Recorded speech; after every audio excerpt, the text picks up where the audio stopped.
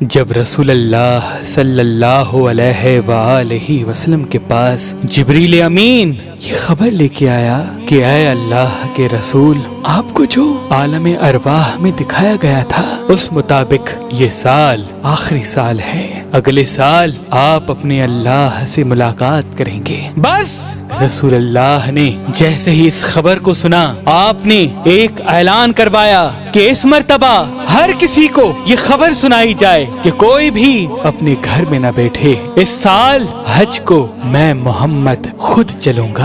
تاریخ نے لکھا 10 ہجری کا حج اس دور کا سب سے بڑا حج تھا۔ جس نے یہ خبر سنی وہ سب اپنے اہل و عیال کے ساتھ اللہ کے گھر کے قریب پہنچنے لگے۔ تمام اصحاب نے رسول اللہ کے ساتھ حج کیا اور پھر اصحاب رسول اور رسول خدا خود مکے سے مدینے کی طرف چلنے لگے۔ تاریخ نے لکھا جیسے ہی آپ غدیر خم تک پہنچے تو اللہ پاک نے جبریل کو اپنے محبوب کی طرف بھیجا اور یہ فرمایا، تیرے خالق کا ارادہ ہے کہ پہنچا دے وہ پیغام جو ہم نے تم پہ لازم کیا۔ اگر آج یہ پیغام حق نہیں پہنچایا تو سمجھ لینا تم نے رسالت کا کوئی بھی کام انجام نہیں دیا۔ بس اللہ کے رسول نے یہ حکم نافذ کیا کہ جو اصحاب آگے چلے گئے ہیں ان کو بلایا جائے اور جو پیچھے رہ گئے ہیں ان کا انتظار کیا جائے، کیونکہ اللہ کی مرضی ہے کہ میں یہاں ایک خطبہ دوں۔ وادی غدیر ایک مرکز تھا، کیونکہ یہاں سے مدینے والے مدینے کی طرف رواں ہونے تھے اور دوسرے اصحاب اپنے اپنے گاؤں دیہات کو جانے تھے۔ تبھی اللہ نے اسی میدان کا انتخاب کیا۔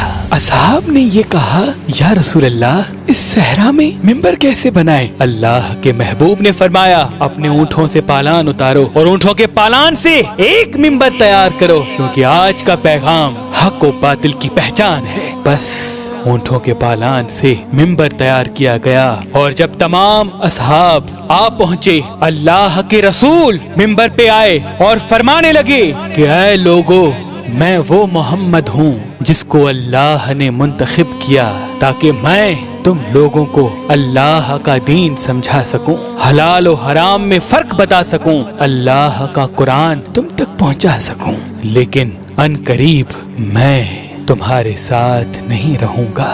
میرا پیغام رہے گا لیکن تم مجھے اپنی نظروں سے دیکھ نہیں پاؤ گے۔ اصحاب رونے لگے۔ اتنی دیر میں آپ نے فرمایا، اگر تم چاہتے ہو کہ روز محشر آ کے مجھ سے ملو تو 2 چیزوں کو کبھی نہ بھلانا، ایک اللہ کی کتاب اور دوسری میری اہل بیت۔ اگر تم لوگوں نے قرآن اور اہل بیت کو ساتھ رکھا تو روز محشر حوض کوثر پہ مجھ سے ملو گے اور میں محمد تمہاری شفاعت کروں گا۔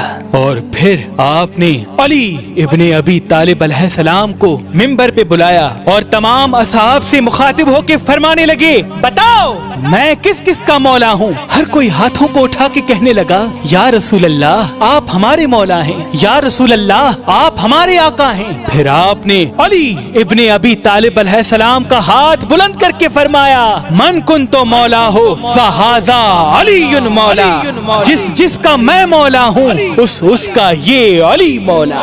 تمام اصحاب اللہ اکبر اللہ اکبر کی صدائیں بلند کرنے لگے۔ اتنی دیر میں ایک منافق آ کے کہنے لگا، اے اللہ کے رسول یہ پیغام آپ نے اپنی طرف سے سنایا ہے یا اللہ کی طرف سے؟ اللہ کے محبوب نے فرمایا، میں تو اللہ کے حکم کے بغیر اپنی زبان کو حرکت تک نہیں دیتا۔ تو وہ کہنے لگا، اے اللہ کے رسول اگر یہ پیغام اللہ کی طرف سے ہے تو اللہ سے کہیں مجھ پہ عذاب نازل کرے۔ بس یہ کہنا تھا، اتنی دیر میں آسمان سے ایک پتھر اس منافق کے سر پہ لگا اور وہ منافق فی النار ہو گیا۔ اصحاب نے جیسے یہ منظر دیکھا، علی مولا کی صدائیں بلند کرنے لگے اور اللہ کے رسول نے ہاتھوں کو اٹھا کے فرمایا، اے اللہ جو اس علی کا دشمن وہ میرا دشمن اور جو میرا دشمن وہ اللہ کا دشمن، جو اس علی کا دوست وہ میرا دوست اور جو میرا دوست وہ اللہ کا دوست۔ اے اللہ اپنی رحمتیں برکتیں ان پہ نازل فرما جو اس علی سے پیار کرے، اے اللہ اس پہ لعنت کر جو اس علی سے دشمنی کرے۔ تاریخ نے لکھا ہر کوئی امام علی علیہ السلام کو مبارکباد دینے لگا۔ اللہ کے رسول نے ایک خیمہ نصب کیا اور تمام اصحاب کو یہ حکم دیا کہ ایک ایک صحابی آئے اور امام علی علیہ السلام کے ہاتھ پہ ہاتھ رکھ کر امام علی علیہ السلام کی سرداری کو قبول کرے۔ تاریخ نے تحریر کر دیا 3 دن تک یہ بیعت کا سلسلہ مسلسل قائم تھا۔ اللہ کی رحمت غدیر خم پہ برستی رہی اور تمام انبیاء، اولیاء اور فرشتے، جن و بشر امام علی علیہ السلام کو رسول اللہ کے جانشین ہونے کی مبارکباد دینے لگے۔